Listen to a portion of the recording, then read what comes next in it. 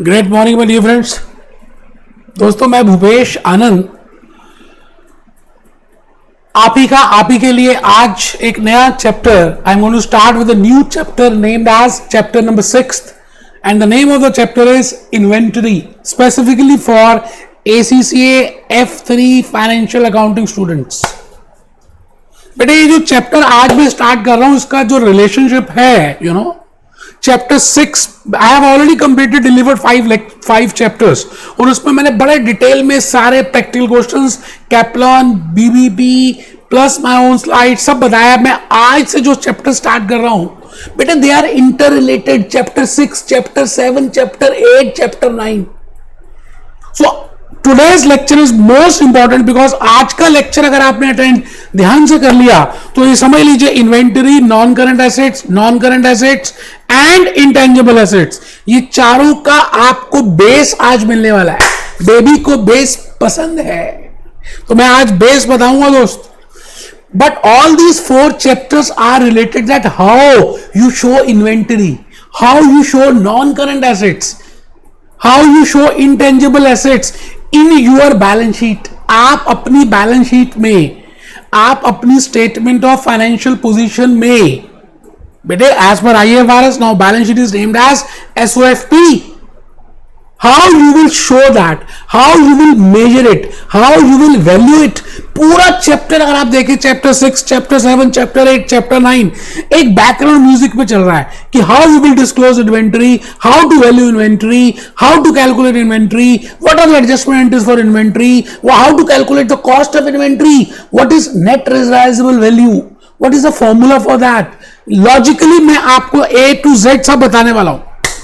आप अपना register open कर ले बेटे, बस आज लेक्चर 1 है। बिल्कुल कमर सीधी करके बैठना है, टेबल चेयर में बैठना है, आराम से बेड में लेट के नहीं पढ़ना बेटे। मोबाइल फोन बिल्कुल ऑफ कर दीजिए क्योंकि आज का लेक्चर सच में बड़ा इंपॉर्टेंट है। और मैंने आज आपको कुछ गाना भी दिखाना है, एक मोटिवेशनल सॉन्ग बताना है, तो आप पूरा वीडियो देखेंगे तो ज्यादा इंजॉयमेंट करेंगे। गूगल क्रोम से कुछ बातें करनी है तो मैं अपनी कहानी शुरू कर रहा हूं, कहानी किस्मत की। आप के पास मेरी सभी स्लाइड्स होंगी। मैंने जो स्लाइड्स आपको लेक्चर्स के साथ दिए हैं बेटा, I have prepared the slides on my own. मैंने BPP, Kaplan plus my knowledge plus my notes सबका मिक्सचर बनाया और ये स्लाइड्स आपको दे दी। चैप्टर 6 बेटे, फर्स्ट चैप्टर हम कर चुके हैं, introduction to financial reporting, regulatory framework, double entry book keeping system, recording transactions, return discount and sales tax तक मैंने कंप्लीट करा दिया है। लगभग मैंने 40 से 45 लेक्चर्स अभी तक डिलीवर कर दिए अप टू चैप्टर नंबर 5, क्योंकि चैप्टर 1 में मैंने 5-6 लेक्चर्स लिए, फिर चैप्टर 2 में मैंने 4 लेक्चर्स लिए, फिर चैप्टर 3-4 में 20 लेक्चर्स। बेटा, I have discussed each and every part in logically, basically आपको समझ आया होगा, ग्रास रूट लेवल से, नॉन कॉमर्स के लिए, कॉमर्स के लिए, साइंस के लिए। आज मैं चैप्टर 6 को स्टार्ट कर रहा हूं, इन्वेंटरी। मेरी स्लाइड्स आप अपने सामने रख लें। टोटल बेटे 22 चैप्टर्स हैं और हम काफी आगे पहुंचते जा रहे हैं। बूंद बूंद से घड़ा भरता है बेटा। आप अगर ये स्लाइड्स देखेंगे तो सच में आपको लगेगा कि हार्डवर्क हुआ बेटे। I have written first point is what are the learning objectives, कि इस पूरे चैप्टर में हम क्या क्या सीखने वाले हैं। हम ये सीखेंगे इन्वेंट्री का मीनिंग क्या है, हम सीखेंगे इन्वेंट्री की फॉर्म्स क्या है, हम सीखेंगे इन्वेंट्री की टाइप्स क्या है, हम सीखेंगे इन्वेंट्री की एक्टिविटी क्या है, हम सीखेंगे इन्वेंट्री को वैल्यू कैसे करते हैं, and what are the adjustments to be passed at the end of the year in relation to inventory, how to calculate cost flow methods, what is FIFO, what is LIFO, what is a weighted average, what I mean by perpetual system, what I mean by how we manage inventory। मैंने A to Z सब कुछ बताना है और ये सारे learning objectives हम complete करेंगे। और मैंने एक बड़ी प्यारी सी कोटेशन लिखी बेटे आप सबके लिए, I am thankful to God for all.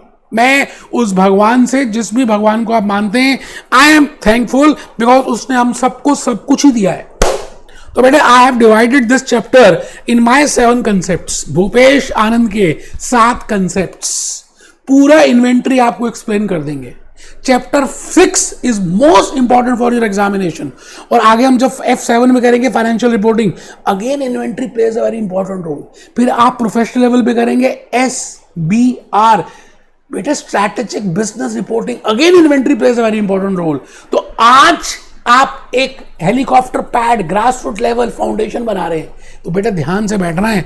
तो फर्स्ट में हम डिस्कस करेंगे methods valuation adjustment, methods valuation adjustments of inventory, year end adjustments, valuation of inventory, methods of calculating, impact on financial statement and inventory record system, सब discuss करेंगे बेटे। मैंने हिंदी में लिख दिया, सफलता मेरे जीवन में निश्चित है, ऐसा आपको 10 टाइम्स रोज बोलना है। सफलता मेरे जीवन में निश्चित है, I will win, I am born to win, I will be ACCA, I will be becoming ACCA। और मैंने बड़े प्यारे प्यारे से फ्लो चार्ट्स प्रिपेयर किए हैं, आइए सर इन सबको हम देखेंगे। बट बिफोर दैट मैं चाहता हूं कि आप कुछ लिखें, please write down something, you know. I have prepared some class slides, I have prepared these PPTs, I will be showing you some Google Chrome today। बेटे सब करूंगा, आपको समझाना है, मेरा ये उद्देश्य है। आप किसी भी लेक्चर को कंपेयर कर लेना मेरे लेक्चर से YouTube में, आपको खुद समझ आ जाएगा बेटे कि आपको वीडियो लेक्चर्स किसके परचेज करने चाहिए। आइए, मैं भूपेश आनंद आप ही का, आप ही के लिए, आप ही के साथ आज बेसिक नॉलेज आपको पहले देना चाहता हूं। बेटे अभी चैप्टर में क्या है नहीं है, आपको काउ के ऊपर ऐसे लिखना है, तो you should know what are the alphabets, how to prepare the words, then how to write down the sentence, then only you can write down the essay on a cow। Similarly, what is apple? बेटे apple में A पता होना चाहिए, P पता होना चाहिए, alphabets, words, then only you can proceed. तो मैं भूपेश आनंद आज आपको बेसिक नॉलेज इन्वेंट्री की देने वाला हूं। आप सब रजिस्टर ओपन कर चुके हैं, बिल्कुल मेरे सामने बैठे हैं। मैं आपसे कहता हूं इन्वेंट्री का मतलब क्या है। आपके घर में जो सामान पड़ा है, आपके घर में जो रेफ्रिजरेटर है, आपके घर में जो डाइनिंग टेबल है, आपके घर में जो लिविंग रूम में सोफा सेट है, वेदर दैट इज इन्वेंट्री। क्या आपने उसको खरीदने के लिए खरीदा है, बेचने के लिए खरीदा है? बेटे नहीं, that is not your inventory. तो इन्वेंट्री है क्या? What I mean by inventory, आप in case you go in Reliance digital और आप क्रोमा में जाते हैं, Tata Croma, there are so many laptops there are so many refrigerators, TV sets, all LEDs, whether that is their inventory? Yes, that is their inventory। Croma में all laptops they have not held it for their use purpose। तो inventory को समझने के लिए मुझे एक बात समझनी है, that whether I will be end user for that or I have not purchased it for using it, you know, rather I have purchased it for selling it, or that is being used in manufacturing। Pizza, Domino's pizza के base आता है, ऊपर बेटा capsicum आती है, चीज आता है, टोमेटोज आते हैं, नट्स डालते हैं, क्रीम डालते हैं, डिफरेंट आइटम्स। तो डोमिनोज पिज्जा के लिए that pizza base is not for health purpose, that is for use purpose, that is for manufacturing purpose. तो इन्वेंटरी की एक बेसिक डेफिनेशन है बेटे, आप आराम से कहीं भी किसी भी शॉप में, whether you go in a manufacturing industry or in a contract industry or in a job industry or in a batch industry। Manufacturing industry क्या होती है? जो रॉ मटेरियल परचेज करते हैं, फिर उसको वर्क प्रोसेस में कन्वर्ट करते हैं, उसकी प्रोसेसिंग करते हैं।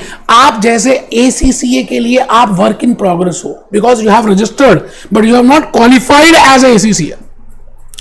Those people who are thinking to join, they have not registered, they have not paid the fees, those will be raw material for ACCA Institute।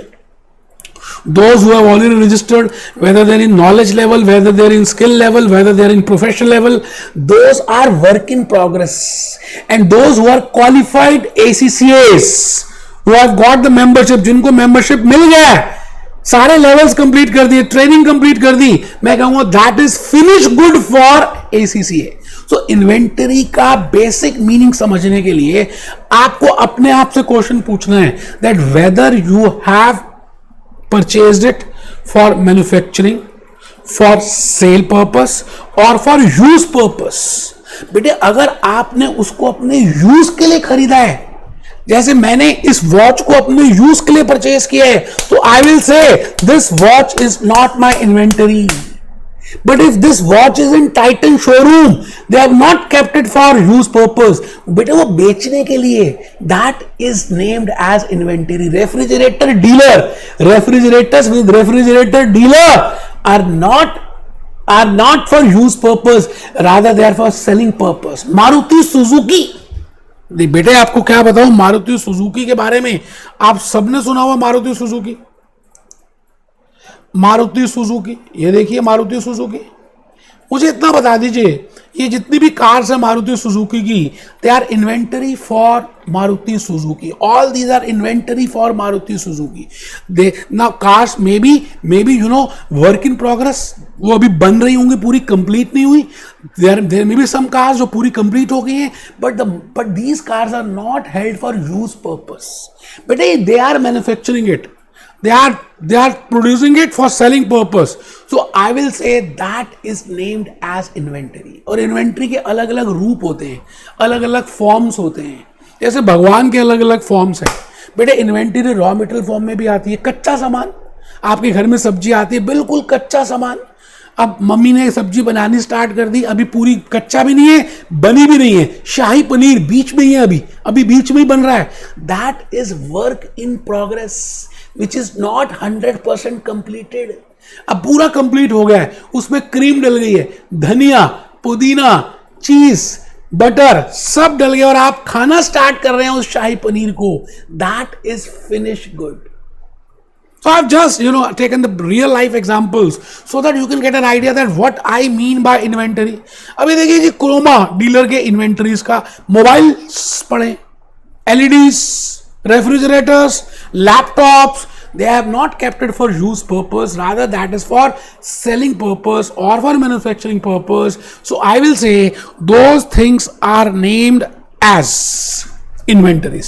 अभी और भी दिखाऊंगा क्रोमा में। बेटा मैं पहले चाहता हूं थोड़ा सा आप लिख लें, मेरा ये लालच है। तो बेसिक नॉलेज अबाउट इन्वेंटरी सभी बच्चे लिख रहे हैं। आज का लेक्चर मोस्ट इंपॉर्टेंट है, अगर मिस कर दिया तो आपने 4 चैप्टर्स मिस कर दिए। Goods held for sale to customers, goods held for sale to customers और to be used in manufacturing. बेटे मैन्युफैक्चरिंग इंडस्ट्रीज होती हैं, Coca Cola is a manufacturing industry, Pepsi is a manufacturing industry, Maruti Suzuki is a manufacturing industry, Lakshmi cement is a manufacturing industry, Nerolac paint is a manufacturing industry, Parle is a manufacturing industry. It means those industries, those companies who are buying raw material, they are changing the form, they are doing some production and they are converting into a different form. That is named as a manufacturing industry. You are getting my point? तो बेटे goods held for sale to customers, not for use, customers को बेचने के लिए या manufacture करने के लिए। अभी मैंने मारुति सुजुकी का आपको एक गूगल क्रोमा से बताया। आप ये बताइए, जनरल स्टोर का मैंने एग्जांपल लिखा है। जनरल स्टोर होता है बेटा, उसमें बड़ा usable day to day needs की प्रोडक्ट्स पड़े होते हैं, but they have also purchase a refrigerator for cold drinks. Cold drinks को ठंडा करने के लिए उन्होंने एक रेफ्रिजरेटर भी खरीदा हुआ है। अब आप ये बताइए, cold drinks for a general store is a inventory, whether that refrigerator kept for cold drinks, for cooling that cold drinks, whether that is inventory? No, because that refrigerator is being purchased for use purpose. मेरी बात को आप समझ रहे हैं? तो मैंने आपको रामबाण बता दिया है that how I can find out that whether it is my inventory or not. If it is held for sale of customers or for use for manufacturing purpose, I will say that this is a inventory. ठीक है जी। तो मैं आ गया next point में आ गया बेटे, service industries does not have any inventory. अब सवाल आता है, मैं बार बार मैन्युफैक्चरिंग की बात कर रहा हूं, कॉन्ट्रैक्ट इंडस्ट्री की बात कर रहा हूं, लार्सन एंड टोब्रो की बात कर रहा हूं, जॉब इंडस्ट्री की बात कर रहा हूं, बैच की बात कर रहा हूं। ये सभी इंडस्ट्रीज में एक्सप्लेन करूंगा मैनेजमेंट अकाउंटिंग F2 में। बट अभी थोड़ा सा समझ लीजिए, सर्विस इंडस्ट्रीज क्या होती हैं? HDFC bank, they are not producing anything, they are giving services, courier services, insurance services.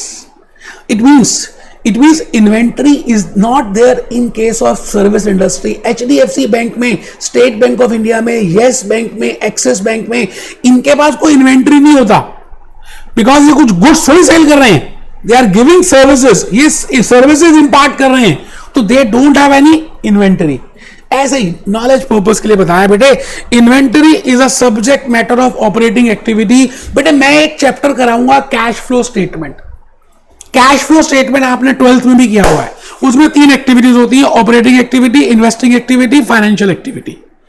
Katrina Kaif modelling करती है, हीरोइन है, पैसे लेती है और वर्क करती है। और आप ये बताइए, ये जो इनकम उसको आ रही है by working in the movies, that is it's operating activity. तो बेटे इन्वेंटरी क्या होता है, मेन ऑब्जेक्ट से रिलेट करता है, तो inventory is a operating activity. मैंने आपको कहा आज का लेक्चर बड़ा बेसिक नॉलेज का लेक्चर है। इट मे बी पॉसिबल कि वो आपके टेक्स्ट में नहीं भी दिया हो, but you should be aware of that what I mean by inventory, what is inventory, what are the forms of inventory, what are the types of inventory, what are the types of activities of inventory. Inventory can be of different forms. बेटे कच्चा सामान अभी बताया, raw material, work in progress, finish good, ये 3 तो होता ही है। इसके साथ साथ 2 और लिखे मैंने, 5 लिखे आप देखो। पहला, आप ऐसा ही फ्लो चार्ट बनाना है, आपको बनाना है, आप खाली मेरी बात को देखिए मत, आप खाली मुझे देख रहे हैं, लिख नहीं रहे बेटे, साथ साथ लिखना है, क्लास नोट्स लिखने हैं मेरे बेटे। Inventory can be of different forms, raw material, consumable stores, grease, जैसे मशीन्स हैं, उनको चलाने के लिए ऑयलिंग चाहिए, पेट्रोल चाहिए थोड़ा सा, है ना, ग्रीस चाहिए, तो उसको हम बोलते हैं consumable stores. So consumable store is also your inventory. Work in progress, जो 0% से ज्यादा और 100% से कम प्रोड्यूस है, जैसे मैंने कहा आप सब वर्क इन प्रोग्रेस है एसीसी इंस्टीट्यूट के लिए। फिनिश गुड, जो मेंबर बन गए, गुड्स परचेज फॉर सेल, ठीक है जी। These are the different forms of inventory.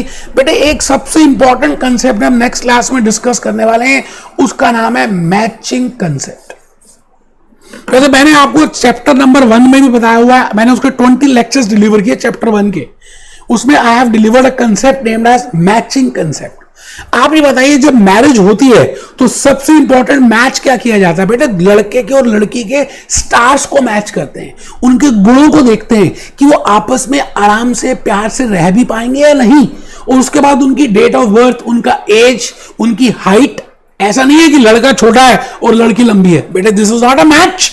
आप कई बार किसी कपल को देखते हैं और आप कहते हैं this is a very good match, they are made for each other, जैसे दीपिका पादुकोण और रणवीर। कई बार आप शायद देखें तो बोलेंगे कि दीपिका की थोड़ी सी हाइट ज्यादा रणवीर से, या रणबीर कपूर और Alia Bhatt made for each other, made for each other, match कर रहे हैं। तो बेटे इसी तरह से in accounts we have to match. Supposing आपने 1000 यूनिट परचेज किए और आपने बेचे 800 यूनिट, तो सेल्स तो 800 यूनिट की आ रही है, तो बेटे cost of those units, cost of goods sold भी तो 800 की होनी चाहिए। लॉजिकली स्पीकिंग, आप जितने की सेल दिखा रहे हो उतने की तो कॉस्ट होनी चाहिए। मैंने अगर सेल 1000 यूनिट्स की दिखाई है तो उसके मैच करना चाहिए कॉस्ट ऑफ 1000 यूनिट्स। मैंने अगर सेल 500 यूनिट्स की दिखाई है तो उसको मैच करना चाहिए 500 यूनिट की कॉस्ट के साथ। बेटे इसको बोलते हैं मैचिंग कंसेप्ट। मैं इसको डिटेल में लेक्चर 2 में बताऊंगा, लेकिन अभी लिख लीजिए, वेरी इंपॉर्टेंट, बेसिक नॉलेज में बड़ा इंपॉर्टेंट है। When I say matching concept, it is important to match revenues of that particular accounting period of that particular year with the cost of that particular year, आपको match करना है। that concept is named as matching concept। Discuss करेंगे बेटा, discuss करेंगे, आप लिख लें, आप नाराज मत होना।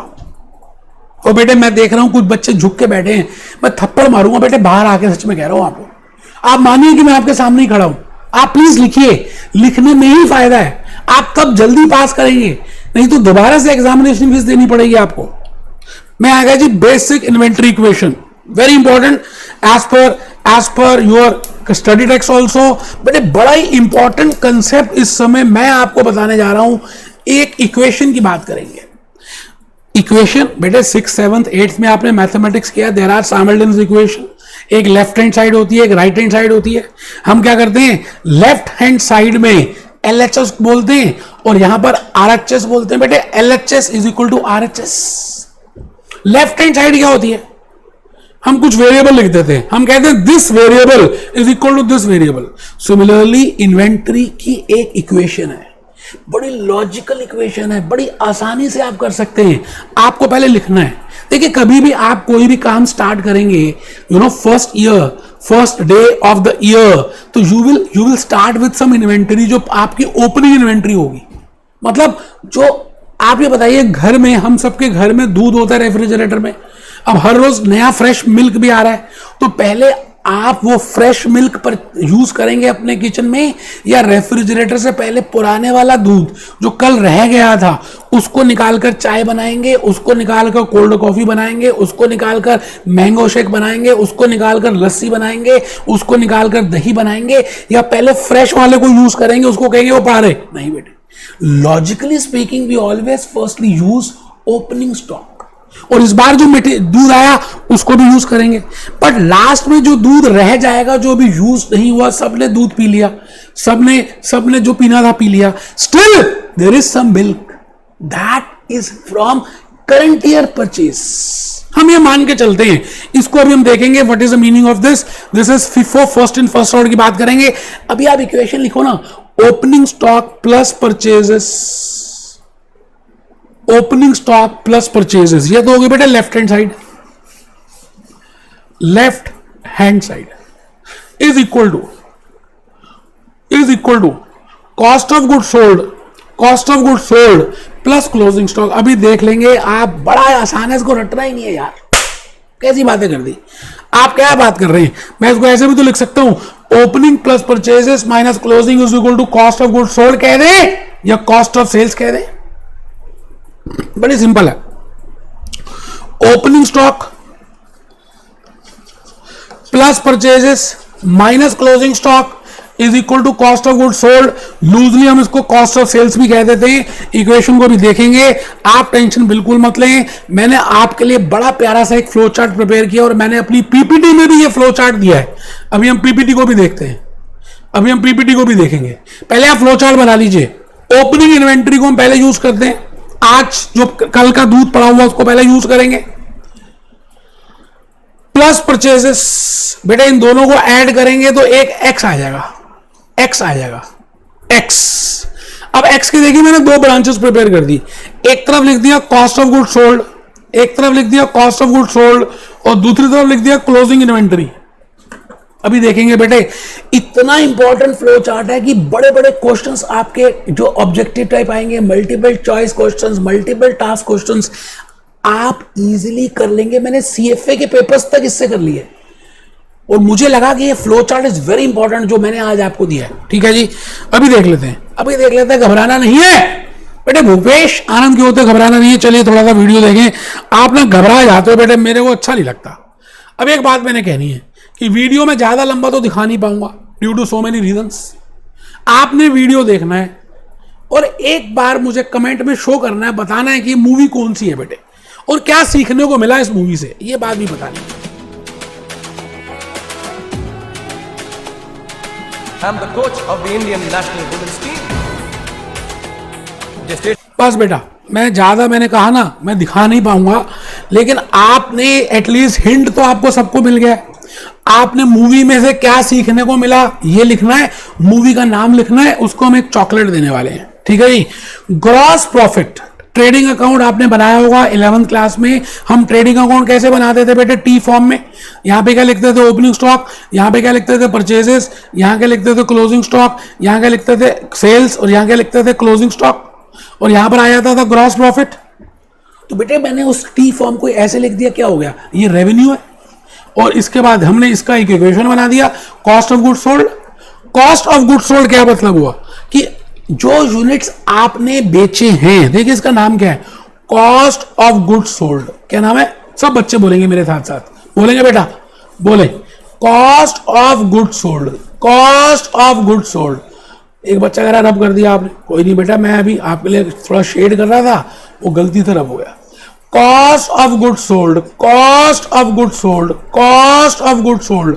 बेटा अगर आप नाम देखें तो जो यूनिट्स बिक गए, गुड्स सोल्ड, जो आपने बेच दिए, उसकी कॉस्ट। इसका मतलब आप ज्यादा भी प्रोड्यूस कर सकते हैं। आपने 1000 यूनिट्स प्रोड्यूस किए, बट आपने सेल 900 यूनिट्स किए, क्योंकि सेल्स यहां पर जो आ रही है वो तो 900 यूनिट्स की है, तो बेटे कॉस्ट भी तो 900 यूनिट्स की होनी चाहिए, तभी तो मैच करेगा। Then only we can calculate the true and fair view of that gross profit. So the point is, this is named as cost of goods sold. ऐसे गुड्स जो बिक गई हैं उनकी कॉस्ट, तो revenue minus cost of good sold, और loosely speaking sales minus cost of good sold, और more loosely speaking sales minus bracket में opening plus purchases minus closing bracket close, that is nothing but cost of good sold. बड़ा simple है, अभी discuss करेंगे बेटा। आप पहले लिख लो opening inventory plus purchases minus closing inventory, opening inventory plus purchases minus closing inventory. और बेटा फॉर्मेट है, अभी आपके टेक्स्ट में फॉर्मेट दिया, क्या फॉर्मेट है बेटा? टी फॉर्म नहीं तो ऐसे बना लो। हम क्या करते थे, टी फॉर्म में बनाते थे। अब टी फॉर्म ना बना के वर्टिकल फॉर्म लिख लो। पहले सेल्स लिख दी, रेवेन्यू लिख दिया, minus cost of good sold, और कई जगह इसको कॉस्ट ऑफ सेल्स भी कहा गया है, तो घबराना नहीं है।